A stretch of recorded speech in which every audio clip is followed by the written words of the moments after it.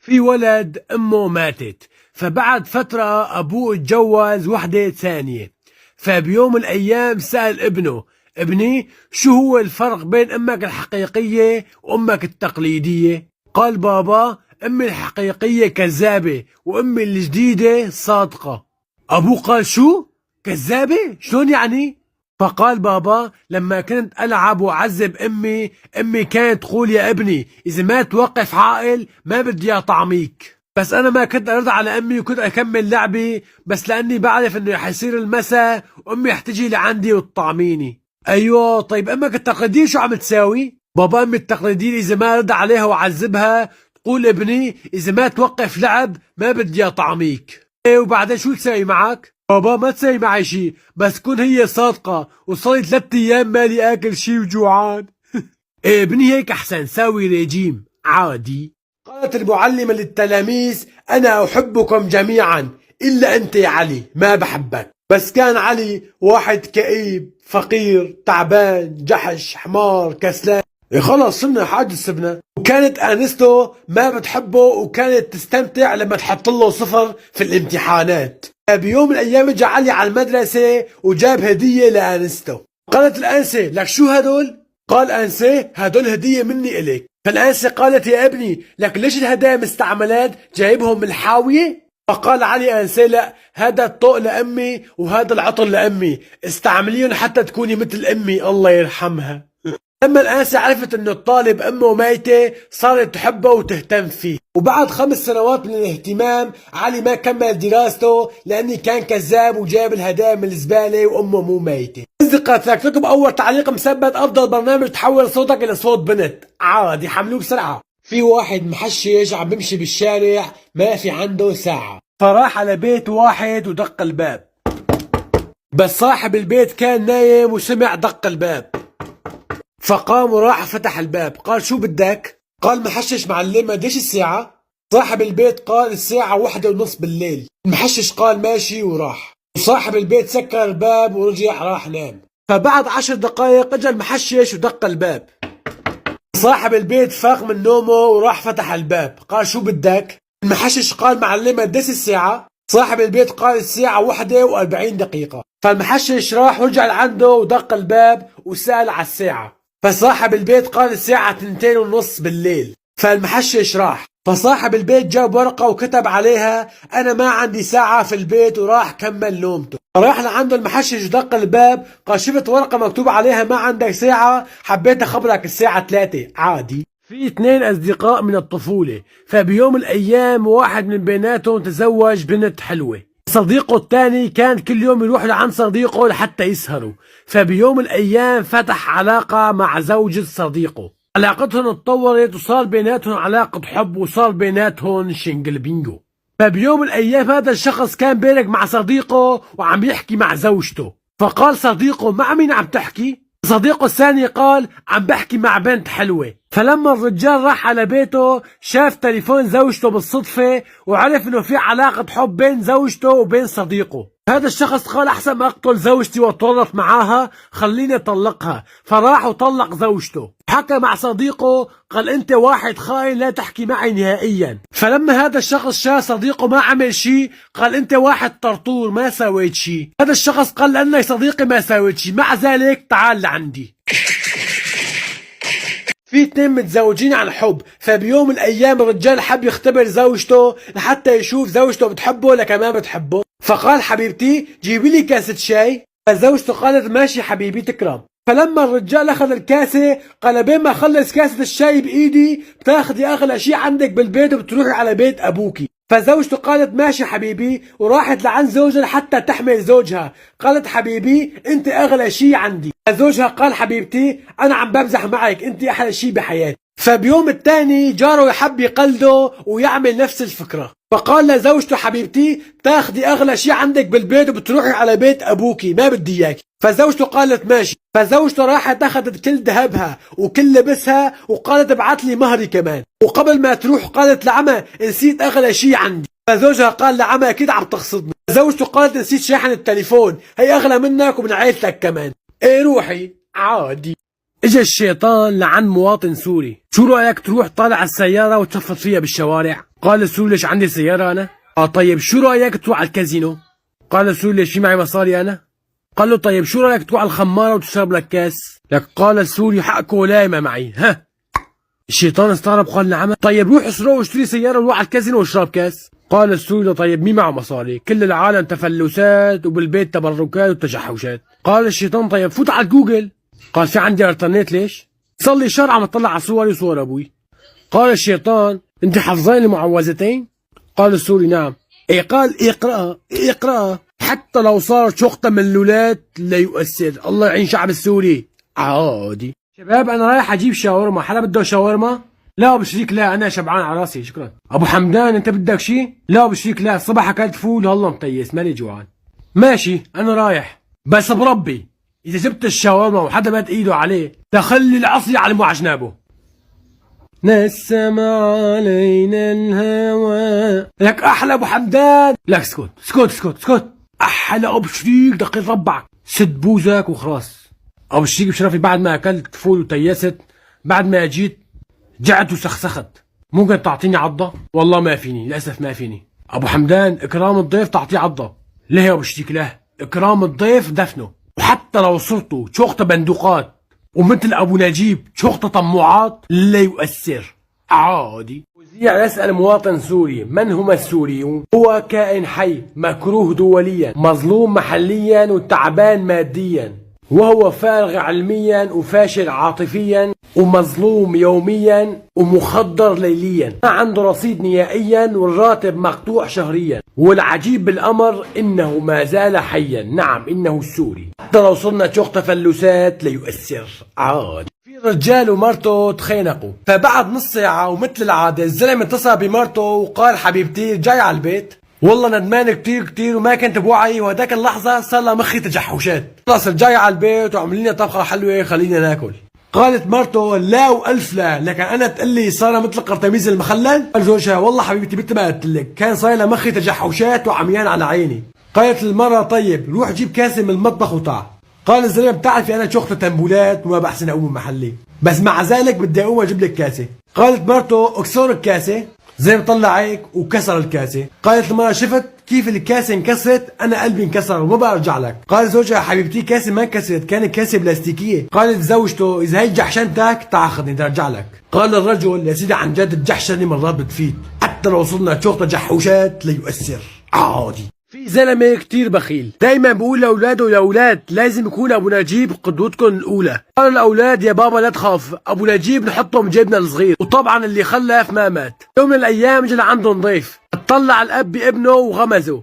قال يا ابني روح جيب لنا نينة كولا. الابن قام وطلع بعد 3 ساعات رجع. قال يا بابا دورت كل الحارات دورت كل المناطق ما في كولا. اطلع الضيف في ابنه وزعل عليه لان كان شكله تعبان كتير وفارط. قال الضيف خلص بلا ما بدي كولا رايح على البيت. بعد ما راح الضيف قال الاب احسنت يا ابني هي تربيتي بس في محل خسرتنا فيه. قال الابن كيف؟ قال يا ابني رحت دورت بخففتك 3 ساعات هلا خففتك خربت. قال يا بابا لا تاكل هم رحت بخففت الضيف. قال الاب احسنت يا ابني هي تربيتي. بعد ما راح الضيف على البيت وقال ان عمى في عيونه. يا زلمه هدول ما بيشخوا على ايد الميت يا زلمه. وينك يا ابو نجيب وينك ضيع واسمك يا ابو نجيب. حتى لو صرنا ابو نجيب ليؤثروا عادي. في واحد سوري شاف مصباح سحري قام شاله من الارض وفركه فطلع له مارد وقال شبيك لبيك المارد بين ايديك اطلب وتمنى يا ابو حمدان.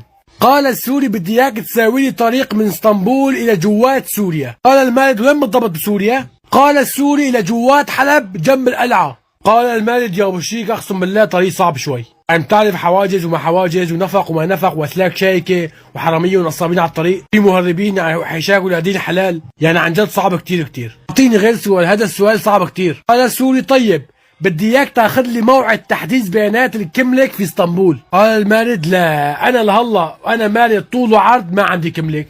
قال المارد انت شلون بدك طريق معبد الى حلب فرسح به لكن بدك اياه على شكل رقم 8 تطلع من هون بطلوع وتنزل جوات حلب. قال السوري ماشي الى حلب. قال المارد جيب معك 2 3 عشان نعبي السياره عشان ما تروح على الفاضي يعني. قال السوري حلب فردوس صريح الباب حيدريه جنب الصيدليه. لما 2 سوريين يحكوا مع بعض على اساس ان الاتراك ويكون تليفون مراقب. قال له ابي سان بيتك وينه؟ على عيني يا ابي. او يلا بيتي عند الحديقه عمود الكهرباء فارما جنبه. تمام 3 دقائق بان برضه. بس بعد انك سان جالدن نص كيلو بوظه جيتر. تمام رح جيب. بس يعني تركي براس ضعيف سان سورالي. يوغ بان ترك ابن ترك. يعني تركي ده براس ضعيف سان سورالي دمه. يوغلان بان ترك اغلم سان سورالي. هي اللحظة يتدخل المراقب، وبهي اللحظة يتدخل المراقب. ويا مناقي حتى لو أثر لي يؤثر عادي. لما تروح لعند دكتور مبتدئ، مرحبا دكتور كيفك؟ اهلا وسهلا يا ابني، تفضل. دكتور ايدي بزنارك الحقني. خير يا ابني خير، ايش في؟ والله يا دكتور عم يجعني بطني كتير وحاسس مصاريني عم تتقطع. ايش يا ابني ماشي ان شاء الله خير. ارفع عن بطنك. خد دكتور هي بطني. حرك لي بطنك. وهي حركت بطني. انت معك ضعف بالمعدة. ضعف بالمعدة؟ ايه شو الحل؟ لازم تلبس نظارات. البس نظارات؟ وين بدي البس نظارات بمعدتي؟ لا في طيزك. دكتور صلي على النبي، وين طيزي؟ ابني انت معك ضعف معدة، لازم تلبس نظارات حتى يقوى معدتك. فهمان عليك، بس وين بدي البس نظارات؟ في طيزك يا ابني. يبقى انا ما بعرف كيف بدي البسه. انت فرجيني اول شي شلون بدي البسه. تشيله هيك يا ابني وبتحطه بجيبك. تمام دكتور تمام. بس انت شو تخصصك؟ انا تخصصي عام يا ابني، مثل حالي يعني. اكيد الدكتور مخربط بين العين والمعده. دكتور اعطيك نصيحه؟ تفضل يا ابني. غير الحشيشه، الحشيشه مضروبه حتى لو صار تضربات. حبيبي اعطيني مصاري، بدي اشتري شويه لبس. شو تشتري لبس؟ ما السنه الماضيه اشتريتي لبس. شو انا فاتح لك بنك دولي يعني اذا اليوم خميس؟ ما عندي مصاري، احطي من وشي احسن لك. لا عم تقول لي احطي؟ والله لخليك تندم وخليك عبره لمن اعتبر. حسابك عندي. ابني ايش بقى امك تغير لونها؟ تقوم تسوي لي شيء ابني؟ والله يا بابا نسوان ماله الامان، دير بالك على حالك. دير بالي على حالي؟ ايش في ليش؟ والله يا بابا سمعت لك قصة كثير بتخوف. في مرة زعلت من جوزها، نفس اليوم بالليل خنقته بإيدها. خنقته بإيدها؟ ايه شو سمعت كمان؟ في الثاني كمان قال امها كمان زعلت من ابوه، فابوه لما كان نايم الساعة 12 بالليل امه فاتت وعضت اذانين ابوها. والله يا حسرتي عليه، عايش بدون اذانين. شلون اذانين؟ احسن شيء اروح ارضيه احسن ما يصير فيني كمان هيك. وينك يا عمري وينك؟ والله اشتقت لك، بدك دخيل قلبك انا، دخيل روحك انا، دخيل صمصوم قلبك انا. خذي يا حبيبتي خذي هي المصاري واشتري اللي بدك اياه. هيك بدي اياك. تعال يا ابني تعال عندي. تفضلي ماما. احسنت يا ابني، تمثيلك كان رائع جدا. وهي 100 ليره بخشيش. لما يكون في مسابقه الاكبر كذاب وتجيب صاحبك عليها. لا ابو حمدان بدي اياك تفوز بهاي المسابقه، قديش ما بتحسنك ذوق، ايش في عندك كذب نزله على السوق. لا يا ابو شيك لا تاكل هم، عندي وحياتك. ماشي روح، الشيطان معك حبيبي روح. تفضل يا ابني. استاذ انا رفيقي دايما ملعب ميت الغميضه، فقلت هاي المره لازم رفيقي ما يشوفني بحياته. اما رفيقي غمض عيونه معلم وجه دوري، اخذت تاكسي بوتشي على المطار. كنت الطياره معلم على بعد 50,000 كيلومتر. طاير بالسما معلم ضرب عيني لتحت، شخص عم بيغرق جوات البحر. بتعرف عمك ابو حمدان كفو، نطيت جوات البحر. انا عم بنزل بنص الطريق زكيت المظله، رجعت اخذت المظله ونزلت. عم بنزل شفت صاروخ الصين 2021، شفت فيه عزل صلحته معلم، كان معي باسه وفبراغي. كملت النزله وقبل ما اوصل على البحر شفت اللي عم بغرق بنت مو شب. قلت خليني اسرع شوي احسن ما تغرق، وكملت بسرعه. ولما وصلت على البحر وكمشت ايدها وسحبتها طلعت مو بنت، طلعت حوريه البحر. قالت لي ابو حمدان بحبك كثير وهي رقم تليفوني. اخذ رقم تليفونها وبستها وطلعت بسرعه. لا حاج ستوب، الف مبروك عليك، انت اكبر كذاب بالعالم كله. في واحد اندبوري ما في بايده مصلحه، قال احسن شيء اسوي حل الدكتور وافتح عياده. سوى اعلان على الفيسبوك وعلى التيك توك، قال اي شخص مريض يجي لعندي بشفيه ب 10 ليرات، واذا ما طاب بدي اعطيه 50 ليره. ما حدا صدقه وقالوا انه هذا كذاب كثير. قام اجى واحد وشغل مخه، راح لعند الدكتور وقال يا دكتور انا مريض وما عم بحس طعمة اي شيء. طلع فيه الدكتور وعرفوا شو بندقات، اعطاه علبه فيها دواء، قال كل من هذا الدواء. بعد ما اخذ العلبه منه واكله وقال ايه هي طعمة صنة مشاهير. قال الدكتور حسيت بالطعمه، هات 10 ليرات والسلام عليكم. يوم الثاني رجع لعنده المريض وقال يا دكتور بعد ما اكلت الدواء صار معي فقدان ذاكره، يعني عم بنسى كل شيء. اطلع فيه الدكتور وعرفوا شو التخرطات، شال العلبه وعطاه اياه. طلع فيه المريض وقال لك مو هي علبه تبع صنة مشاهير؟ لك هي امبارح اكلتها. قال الدكتور ذكرت، هات 10 واحد. اليوم الثاني اجى لعند الدكتور وقال يا دكتور انا ما عم بشوف قدامي، نعمت يعني. طلع فيه الدكتور وعطاه العلبه. قال المريض لك مو هي صنة مشاهير؟ حتى لو صار شو تصنطات ليؤثروا. واحد جاي على تركيا تهريب وكان شايل معه 50,000 دولار، فمشان ما حدا يشلحه على الطريق شال 5,000 دولار وعطاها شخص بينك جنبه. قال له الشخص شو هدول؟ قال هدول حلال زلال لك، انا نادر اذا طلعت على تركيا بدي اعطي اول شخص اشوفه 5,000 دولار. شخص انبسط كتير كتير وكيف. وعلى الطريق كما شو قطاعين الطرق قالوا كل شي واحد معه مصاري خليه يطالعوا. الكل اطلع ببعض وما حدا طالع شيء، ما عندنا شيء نطالعه. قال ابن الحلال معكم 5 دقائق، اذا ما بتطالعوا كل شيء معكم بدي افتشكم واحد واحد. طلع صاحبنا هذا اللي معه 50,000 دولار، قال هذا الشخص اللي بينك جنبي معه 5000 دولار وهلا عدهم قدامي. قالوا له انزل من السياره وطالع عني. نزل من السياره وفتشوه طلع معه 5000 دولار. قالوا ما عم نقول كل شيء معه مصاري، ينزل من السياره ونزلوا ضرب فيه، ضرب. قال الشاب هدول المصاري مو لي، هذا الشخص اعطاني اياهم بلوشي. طلعوا فيه قطاعين طرق، قال في حدا بيعطي 5000 بلوشي؟ والله رح نساويك فتوشي. قالوا له شو فين انت تيسر، وهذا اللي عنا بدنا نساويه فتوش حتى لو صارت شو تاثرات ليؤثر. في واحد قرر يتجوز على مرته، راح شاف بنت حلوه وحكى مع اهلها وقالوا الفاتحه، وبيوم الثاني مرته سمعت القصه وخربت الدنيا، راحت لعند عمها وقالت يا عمي ابوس ايديك ورجليك خلي جوزي ما يتجوز علي. خلص التوبه بابا عيدها وراح يصير مثل الخاتم بصبعه. اطلع فيها عمها وقال خلاص عندي. راح الاب لعند ابنه قال يا ابني اذا ما بتعيف هي البنت الجديده اللي خطبتها اقسم بالله لا اغضب عليك لولد ولدك. طلع الابن بابوه قال يا بابا تكرم، بس روح معي لعند اهل البنت خلينا نعتذر منهم. قال الاب لابنه يا ابني انا معك، خلص اليوم رايحين لعند الجماعه ونعتذر منهم. راحوا لعند الجماعه وفتحوا حديث، وقبل ما يفوتوا بالقصه ضرب عين الاب على وحده بنت. قال الاب للجماعه مين هي البنت؟ قال يا ابن الحلال هي البنت بتصير اختي ولهلا ما لها متجوزه. قال ابوه للشاب تجوزني اياها؟ قالوا الجماعه بالعكس بنجوزك اياها، وين حتشوف احسن منك؟ قال ابوه للشاب خلينا نقرا الفاتحه وان شاء الله الاسبوع الجاي العرس. قال الابن يا بابا طيب امي؟ قال الاب يا ابني لا ترد على النسوان شغلتهم فاضي، وحتى لو اثر ليؤثر عادي. لما تشوف رفيقك في المنام، ابو شريك اليوم شفتك بالمنام، ايش كنت عم اساوي؟ ابو شريك شفتك عم تسوق 100 طن بطح ودايس على 250، دايس وقيس تضرب سياره وبتطير من فوق السياره وبتطبع على راسك. لعمى علم كل الناس اللي تمت حواليك وشافوك انه انت ميت. لعمى ايه وبعدين؟ علم جهلك شالوك حمموك كفنوك ودفنوك، واقف فوق جبل وعم بطلع عليك. لعمى ايه؟ معلم بعد ما راحوا كل الناس قلت لازم اروح لعند قبر صاحبي واسلم عليه، وانا عم بنزل على الجبل شفت اضاءه طلع من قبرك. لعمى ايه؟ بعدين كمل. علم كل ما قرب كل ما زاد النور على قبرك، اخر شو وصلت على قبرك شفت نعمة اضاءة ميكن طالعة من تحت قبرك. لعمى ايه وبعدين؟ قلت لازم افتح القبر واشوف شو في جواته. لعمى ايه؟ علم فتحت قبرك واذ مركبين لمبة توفير طاقة في طيزك. لعمى ايه والله. ايه وبعدين صار معك؟ ما صار شي، طفيت اللمبة ورحت نمت عشان ما يجيك الفاتورة كتير، حتى لو اجى الفاتورة شقط دبولات ليؤثروا عادي. شاب ما في عنده مصاري فراح لعند اخته المتزوجة وكان زوجها كتير غني، فحكى مع اخته قال اختي انا بدي ابرك عندكم يومين 3 وبعدين بدي اروح على البيت. اخته قالت ماشي حبيبي، بس كان اخوها عم يخطط لحتى يقتلهم. فبيوم الثاني الساعة 5 الصبح قتل اخته وقتل صهره ودفنهم في البيت، وراح سرق هويته وزورها وراح باع كل املاكه واخذ المصاري. فبيوم الثاني اخوات صهره سألوه وينه اخونا؟ قال والله اخوكم اخذ اختي وسافر على امريكا سياحة. فاخواته حبوا يتأكدوا فراحوا على المطار قالوا اخونا سافر؟ الشرطة اللي بالمطار قالوا اخوكم ما سافر بس هو باع كل املاكه من اسبوع. مين قال سافر؟ فقالوا اخو زوجته. قال فالشرطة كما شو عملوا له شنجل بنجل، قال اعترف. فقال انا قتلتهم لاني في عنده مصاري ما عم يعطوني عادي. لما تروح لعند دكتور محشش، السلام عليكم. وعليكم السلام دكتور، انت بتساوي عملية القلب المفتوح؟ قلب المفتوح؟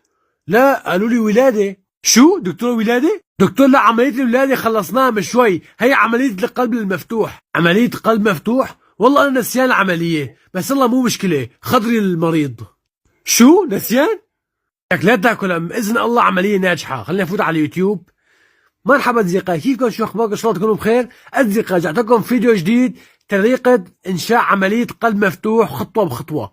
دكتور التخدير خالص. واذا ما نجحت العملية اصدقائي لا تنسوا اللايك والاشتراك بالقناة. عادي.